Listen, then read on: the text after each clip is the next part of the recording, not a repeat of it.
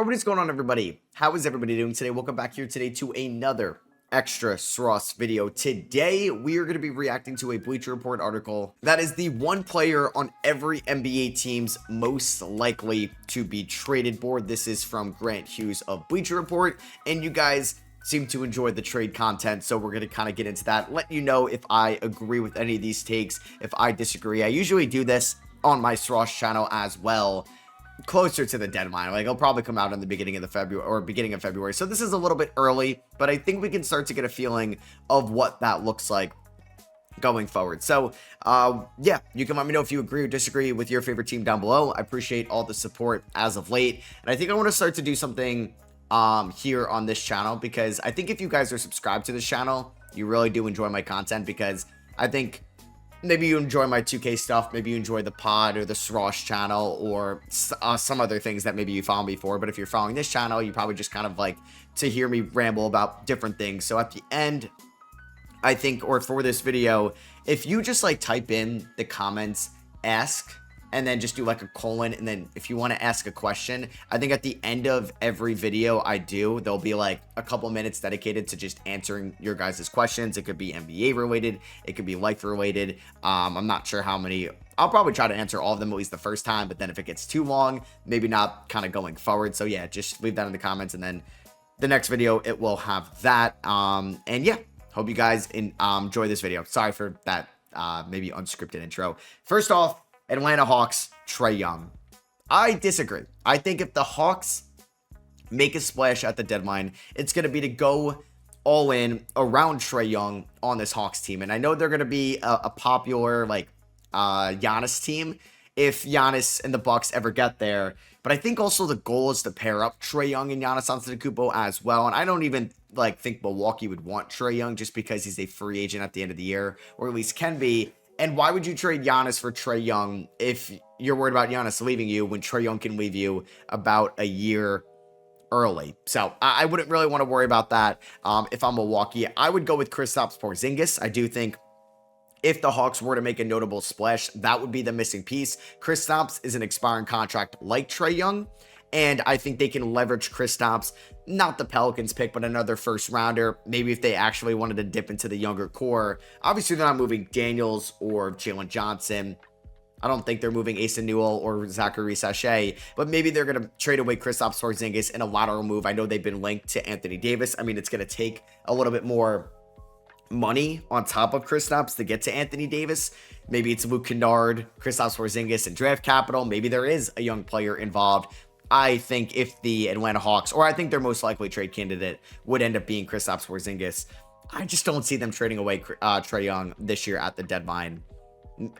I just can't see him not re-signing with the Hawks, honestly, when it's all said and done. Next up, we have Anthony Simons for the Boston Celtics. Now, this one I do agree with. Boston, I think, is like, they're like top 5 in the NBA in terms of, I think, defensive rating. They have one of the best 5-man lineups in the NBA when it's, who's in the lineup? It's Walsh, White, Pritchard, Jaylen Brown, and Neemias Queta. It's got one of the best net ratings in the NBA. Still a small sample size, but it's really good. They've been on a tear as of late. They just beat the New York Knicks. They're the 3 seed in the Eastern Conference. Just them, New York, and Detroit have less than 10 losses in the Eastern Conference. So if this team thinks they're getting Jason Tatum back, which I don't know, the Jason Tatum workout videos are encouraging. I said going into the year, I don't think he's coming back this year. Why would you rush that back? But the workout videos look like he could come back in March, or he comes back in February. Would you want to risk it? I don't know. This is a Boston team. If you add Jason Tatum and you trade away Anthony Simons for his center, you use that money to go out and get, it would be funny if they got Kristaps Porzingis, but they use that money to go out, or Simons' contract to go out and get like an Ivica Zubac, a Daniel Gafford. Now that Lively's out for the year, I don't know if Dallas would move Gafford, but you get somebody that could be an upgrade at the 5 spot for you with Simons' money. A guy that's a good 3-point shooter, but not really the biggest necessity right now. He's kind of a carbon copy and a less efficient Peyton Pritchard. Yeah, I would go out and make that move as well. I don't think there's a more obvious trade candidate for Boston if they were going to be aggressive at the deadline. Going into the year, you would have said it was Anthony Simons here. I think if Boston was really bad, maybe you could have brought up Derek White. But the way that Jaylen Brown is playing, you can make an argument that he's going to be the best player on the floor against anybody in the Eastern Conference of the playoffs if they're not going up against Giannis. Like, he's playing just as good as Jalen Brunson, if not better, just as good as Cade Cunningham, if not better, just as good as like Tyrese Maxey and all these other guys in the Eastern Conference. Jaylen Brown has been the guy, and that's what makes me a little bit more confident for Boston. I don't think Jason Tatum is going to look like pre-Achilles tear Jason Tatum right away, so I think it would be great for Tatum to be a number 2 or even a number 3, and you can kind of ease him back into the swing of things with Jaylen Brown carrying that number 1 offensive workload. So I agree with that one. For Brooklyn here, it's Nick Claxton. I disagree. I think their most likely trade candidate has to be Cam Thomas. Cam Thomas is most likely leaving Brooklyn in the offseason. If Cam Thomas wants a good contract in the offseason, I really think he'd be better off trying to go to a team that can play in the playoffs, prove to everybody in the NBA, I could play in the playoffs. We haven't really seen him play meaningful minutes in the playoffs. Show to everybody I could be a defender in the playoffs. I could get buckets in the playoffs, and I could elevate a team's second unit in the playoffs. That's where I think Cam Thomas can maximize his earnings in the NBA. If he's just getting garbage time, bad shot selection, just tunnel vision, like, I'm going to cook, you guys can all clear out like reps in Brooklyn for the second half of the year while they're a bad team, I don't think anybody's going to really be interested in giving Cam Thomas a multi-year deal with that outcome in the second half. So if I'm Cam Thomas's agent, I'm really pushing him to try to go to, like, I don't know if it's a desperate team. Like, could he end up as a Clipper if they're even like an 8 seed? Could he end up going to, I'm trying to think off the top of my head, not like a Philly, but Philly could use another offensive weapon, but I don't really know if I like that fit. Toronto, maybe. It's also a tough fit for Cam Thomas because he's not a great defender. He's not the best passer in the world. So you really need like just another bench scorer, or it's a desperate team. Like, does he end up in Golden State? Does he end up in Milwaukee? Does he end up in Los Angeles? Maybe something like that. Claxton could make sense if like the Lakers call or a team looking for a big man. Maybe Toronto gets out of the portal. I don't think we get there either. I think there's just not that many suitors for Nick Claxton. That contract is interesting because it is descending, but I think Brooklyn looks around. It's like Danny Wolf, intriguing offensive player. Daron Sharp, good athlete, but do we trust him being an anchor for the defense? Noah Clowney, also not a 5 either. The Nets are going to try to win next year, so I think Claxton will be on the roster at least into the offseason. Maybe they're a team that trades for Sabonis and Anthony Davis, and he's in that deal. For Charlotte, it's LaMelo Ball. I see why they say LaMelo Ball, because you're kind of looking at everybody on Charlotte. They're not trading any of the 4 first-round picks. They're not trading Brandon Miller. They're not trading Moussa Diabate. I think they need all the veterans they have. Like, I don't think any team is trading for Grant Williams off the ACL tear or Josh Green, who's also been injured. Colin Sexton would probably net Charlotte something, but I think they're better off just re-signing Sexton in the offseason. So the only other guy would be Miles Bridges. And then once again, I think it's like same thing with Cam Thomas. Like, is a team desperate enough to trade for Miles Bridges? Not a great optics move. He's making $20+ million. It's a lazy term, like the empty stats, or yeah, like empty stats, bad team, right? But Miles Bridges kind of is that at times. Maybe Trey Mann looks for a change of scenery at the deadline. I just don't think we get a LaMelo trade. I think they at least give this one more year before they maybe try to cut bait with LaMelo, but they may look at New Orleans. They're not going to get anything for Zion worth value if they were to trade him. And maybe Charlotte is like, we could still salvage some of LaMelo's trade value on the what if. Maybe they trade him. I just don't see LaMelo getting traded this year at the deadline, to be honest with you. Bulls, Dosunmu. There's like 6 different guys that can compete for this. You could have Dosunmu, you could have Vucevic, you could have Jalen Smith, you can have Kobe White. You can have maybe a team wants an Isaac Okoro or an expiring contract on the team as well. I think Dosunmu probably does make the most sense just because it's a way easier contract to move than Vucevic. You feel like the front office of the Bulls that loves to be where they are. I don't know if they would extend Dosunmu and White, and obviously if they are fine with extending one of them, Dosunmu would come at a cheaper price tag, but I think they would pivot to Kobe White. Therefore, they may view Dosunmu as just kind of like a repetitive asset to their capital, and they would look to move Dosunmu for a team that's, yeah, $7.5 million. It can easily get matched out there. I think if a team is intrigued about Cam Thomas, they can maybe make a trade for Dosunmu, who might cost a little bit more, but I don't think it's anything crazy more than Cam Thomas, just because you think Dosunmu could be a better plug-and-play guy than Cam Thomas moving forward. So yeah, I agree with Dosunmu here for the Bulls. For Cleveland, it's Jared Allen. I mean, Cleveland's off to a weird start this year. They're off to a weird start, and they've been banged up, but I don't think that's been an excuse. They've had some bad losses this year after winning 64 games last year. And Donovan Mitchell has kind of been hurt at times, but he's been so good offensively. I think you're a little bit disappointed about the lack of the Mobley offensively. Allen's currently out right now. Garland's had multiple injuries this year. Hunter is like an intriguing piece on this roster moving forward. Max Strus is hurt. Lonzo Ball's been inefficient. Do they make a trade? I mean, the Cavs are in the second apron. It's extremely difficult for them to make a trade. So what is the goal with a Jared Allen trade? To land a wing?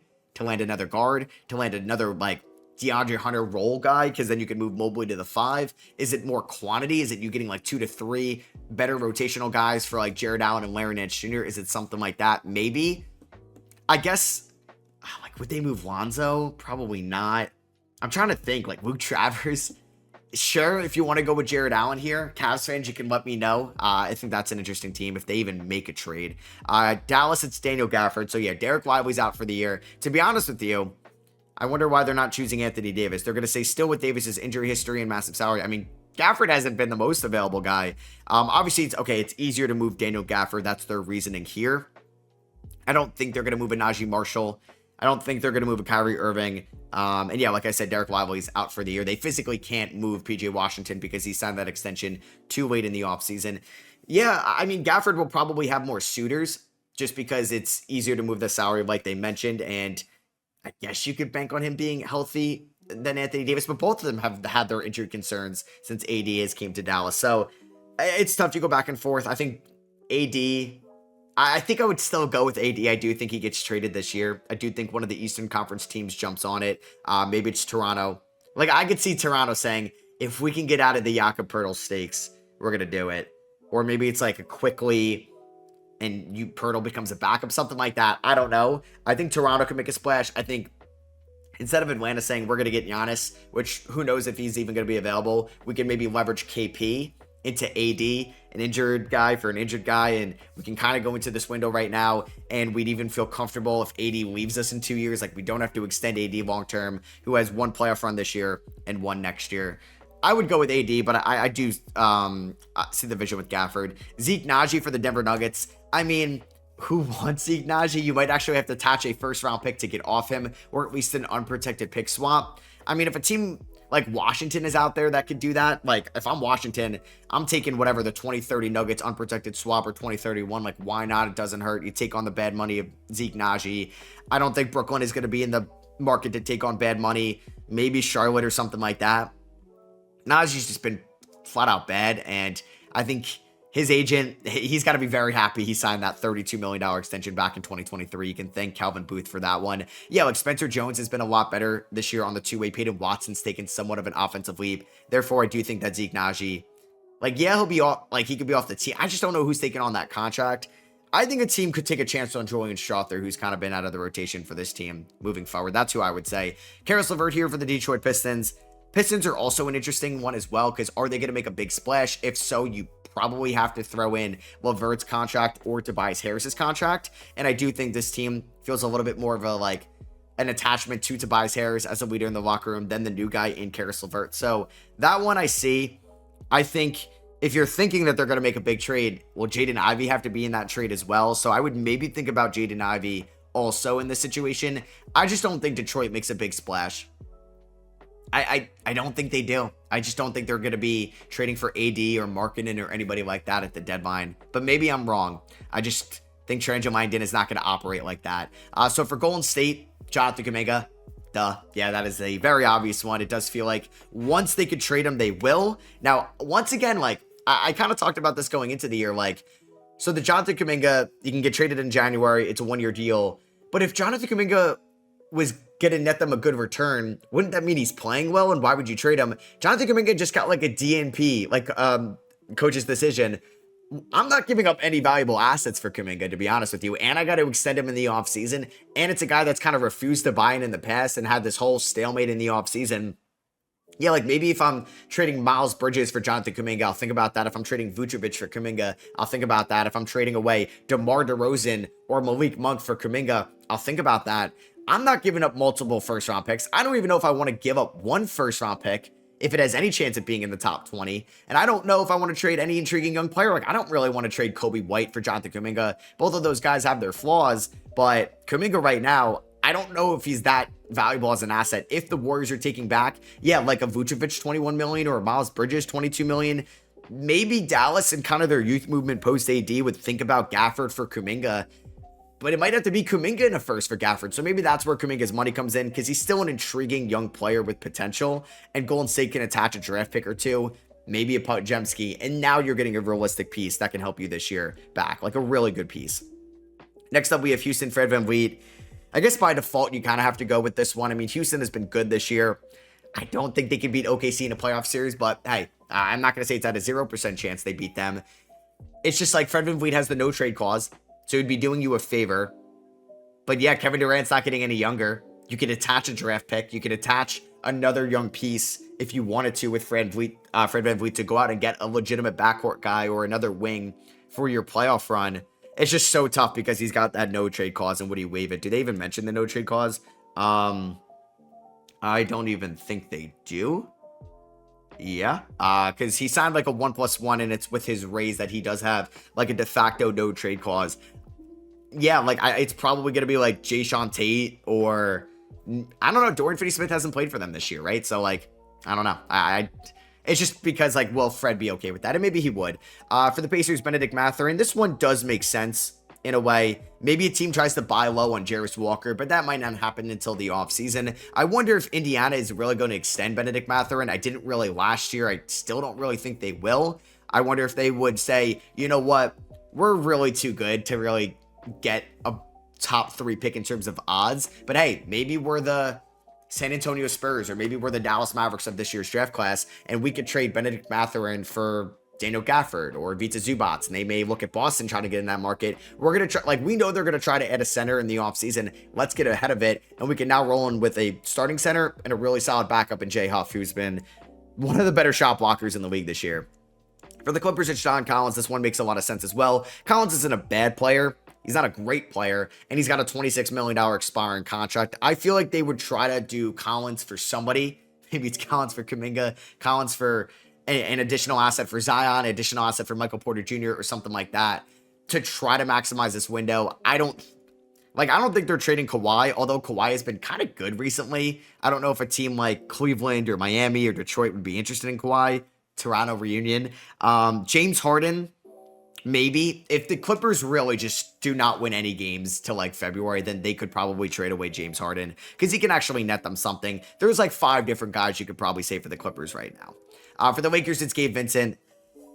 He looks nothing like he did in 2023 with the Miami Heat. It's crazy. It really is. He might be one of the worst rotational players in the NBA this year, and he's making about $11 million. I would say Gabe Vincent, Jared Vanderbilt, Maxi Kleber because of the financials. Maybe Dalton Connect. All those guys have a chance to get moved outside of LA. Maybe Rui Hachimura, but I would say probably not. Yeah, I think they're going to try to make some type of aggressive move. Not like ultra aggressive, but can we parlay Gabe Vincent into like a big, another rim runner that can just be a depth piece, or another shooter around Luka, Reeves, and LeBron, or a defender? Like, is it Gabe Vincent, Dalton Connect, a future first round pick to go out and get Herb Jones or something like that? I think you're just hoping. I mean, like, he's an expiring $11 million. Like, teams will do that or take that on any day of the week. Memphis, it's Ja Morant. I mean, I don't think they're trading Triple J. They're not trading Edie, Coward, Wells. Maybe a team takes a flyer on GG Jackson, but I still think they want to develop him. Maybe they sell high on Vince Williams for the playmaking ability, although he's not been super efficient. Like, they're not trading Cam Spencer. I forget if I mentioned him. Jock Wandale. Maybe a team takes a chance on Jock. Brandon Clark, not with the injury concerns. Yeah, I guess, like, you could say, like, and nobody's taking on the KCP contract, so sure, maybe it is Ja Morant by default, because nobody else really has value or is a realistic trade guy. I would, same with LaMelo Ball. I would be shocked if Ja Morant gets traded. It does kind of stink for Memphis, because when they traded away Desmond Bane, yes, maybe one of those Orlando picks could be good down the line, but the odds are maybe not, because their team is young and still competitive. Like, the main asset coming back was that Phoenix Suns first rounder. Maybe Phoenix has a really bad second half and they lose in the play-in tournament, and that pick could go up in the lottery. But there was a chance going into the year, the Phoenix Suns, going into the offseason or going into the regular season, a lot of people expected that Phoenix could end up with like the 7th worst record in the NBA. It's been the complete opposite, and shout out to Jordan Knott and Colin Gillespie and Dylan Brooks. But yeah, that Desmond Bane trade, since that was like the really appealing asset coming back, it has not looked great so far. So for Miami, it's Simone Fontecchio. Yeah, if they can't, like, if they could trade, if they're allowed to trade away Terry Rozier, I'd probably go with him. But yeah, I'd probably say Simone Fontecchio for the Miami Heat. It's like a 1-year, $8 million contract remaining. I don't think they're going to poison pill Nikola Jovic. They're not going to trade away Norman Powell. I don't think they're trading away Jaime Jaquez or Khalil Ware unless they're getting Giannis or somebody like that. So I think Fontecchio makes the most sense if they can't physically trade away Rozier. I don't think they're trading Wiggins unless it's an upgrade. So yeah, I think Fontecchio, if they're trying to look for a better bench, like scoring wing, if that's possible. Yeah, for Milwaukee, it's Giannis. If like you're making a bet, right? And who is it actually going to be? I just don't think Giannis gets traded at the deadline. I mean, we're still a couple weeks out till like we know if they're going to actually look to trade him this year. You're probably going to lose a little bit of value on a Giannis trade in the offseason just because he'll be like a year older and it's one less playoff run on the contract. But you're assuming no matter who trades for him is assuming they're getting a contract extension done with a trade as well. I'm just like going through all the other guys in my head, like sure, Cole Anthony could get traded. Maybe they try to leverage Kyle Kuzma into something else. It's just like stinks that Giannis got hurt against Detroit and they're what, 10-15, 10-14. Like there's a chance they could end up being like, I don't know. Say Giannis misses at least like 8 more games and they're like 10-14, like they could be 12-20. Like it could get pretty bad. So Giannis, I guess also by default, maybe it is. Maybe it's Miles Turner at this point. Probably not. I don't really know. Like maybe Gary Harris. Is there like a Marjon Beauchamp, Kevin Porter Jr. trade in there? Like from Milwaukee. Minnesota, it's Randall. I go back and forth in my head like what they should do. Obviously, they need a point guard. They need another ball handler late in the game. That we all know. I would actually change that to probably Rob Dillingham. I don't know what point guard, like off the top of my head, they could maybe land at around like, what is Rob making? Like 5-ish million, 6-ish million? He was a top 10 pick, and you could probably package him and Mike Conley. Like, are they packaging those two assets for Dennis Schroeder? Because if you're trading Julius Randle, you're getting a big name point guard. Most likely. Is it a John Morant? Is it a LaMelo Ball? Is it a Trae Young? Or one of those guys? Is it a... There was one other point guard that I feel like is making a decent amount of money.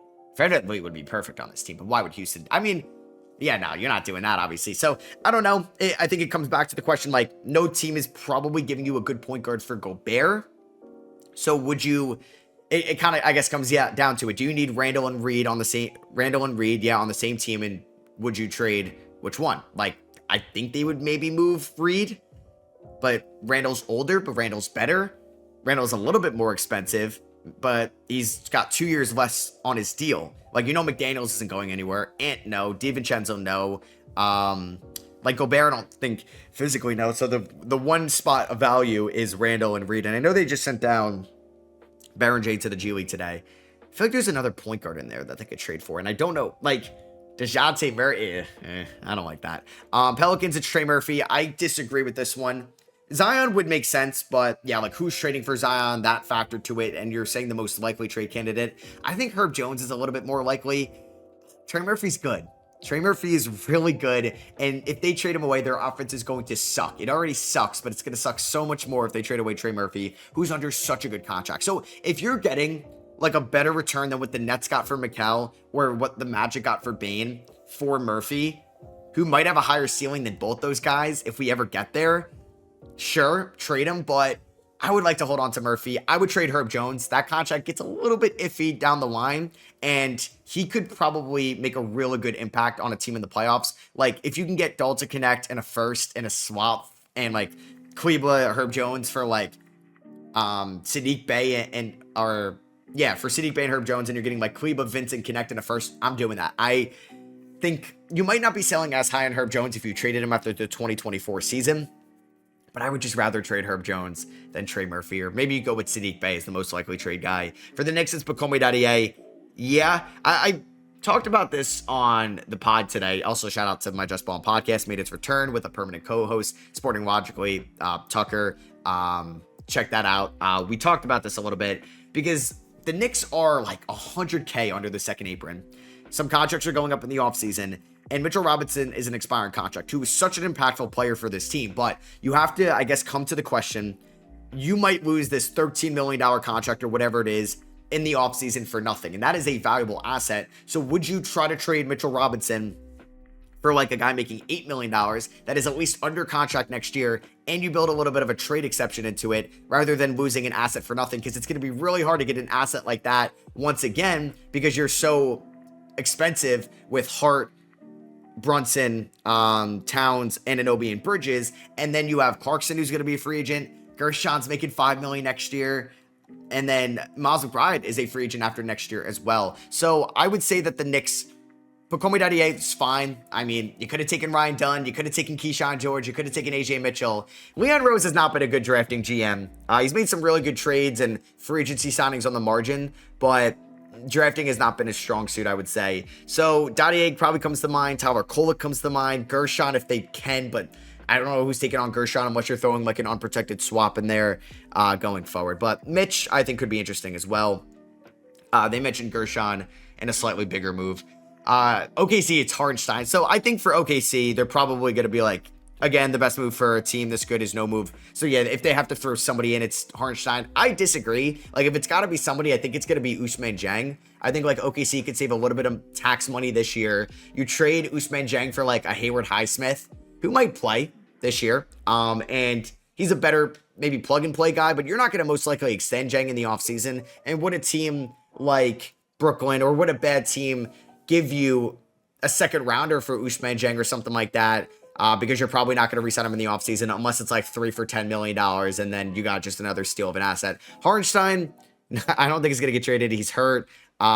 He does have a team option, but there could be like a pick up the option and trade if we get that in the offseason. But yeah, for OKC, the only other person that would make sense to me, yeah, would be Ousmane Dieng. For the Magic, it's Isaac. So Isaac's got like a partial guarantee. Yeah, it's the end of the Isaac era in Orlando. I just don't know if he's going to end up being like a minimum guy after minimum guy. He just doesn't look like the same player he has since 2020. And obviously he had the serious leg injuries. But man, he was like, I'm trying to think of a comp right now. Like Matas Buzelis maybe, but more defensive minded. But just like that rangy athletic stud.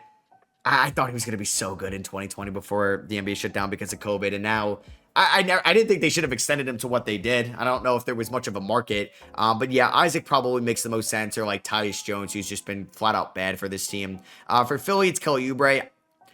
I mean, I was a little bit lower on Philly this year because they're getting like unreliable player availability out of Embiid. And Paul George has looked fine out there when he's been out there. But Nurse is running like Edgecombe and Maxey into the ground with minutes played this year. Oubre's been good, but he's a free agent at the end of the year.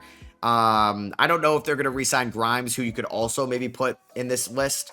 He might have a market. Oubre, Drummond might have a market. I don't know if the Sixers are going to buy or sell yet. Phoenix, Nick Richards, that makes sense. Once again, like, does Phoenix sell high on a veteran? Like a Royce O'Neal, like, probably not a Dylan Brooks. I thought he was going to be a trade candidate this year. He's been too good. Do they sell high on a Grayson Allen?